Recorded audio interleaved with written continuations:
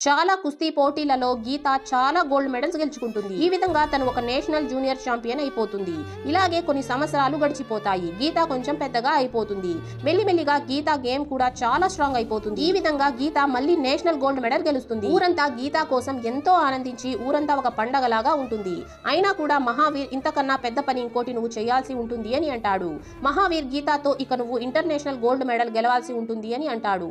ఆ తర్వాత Mahavir గీతకి international training ఇవ్వడానికి ఊరి నుంచి పటియాలా అనే సిటీకి తీసుకుని వెళ్లి ఆమెని ఒక కోచింగ్ సెంటర్ లో జాయిన్ చేపిస్తాడు. గీత కోచింగ్ సెంటర్ లో జాయిన్ అయితే అయిపోతుంది. కానీ వాళ్ళ కొత్త కోచ్ చాలా యాటిట్యూడ్ కలవాడై ఉంటాడు. అతను ప్లేయర్స్ కి సరిగ్గా ట్రైనింగ్ ఇచ్చేవాడు కాదు. మహావీర్ కోచ్ తో మాట్లాడడానికి వెళ్తే ఆ కోచ్ మహావీర్ పైన అరిచి అక్కడి నుంచి తరిమేస్తాడు. దాంతో మహావీర్ కి ఆ కోచ్ గీతకి మంచి ట్రైనింగ్ ఇవ్వడం లేదని అర్థమయ్యి అతను చాలా బాధపడతాడు.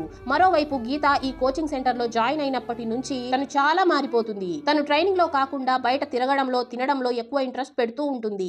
ఇప్పుడు గీత తన నాన్న నేర్పించిన ట్రిక్స్ అన్ని వదిలేసి తన కొత్త కోచ్ నేర్పించిన కొత్త ట్రిక్స్ అన్ని నేర్చుకుంటుంది. ఆ తర్వాత ఏమవుతుందో తెలుసుకోవడానికి పార్ట్ 9 అని కామెంట్ చేసేయండి.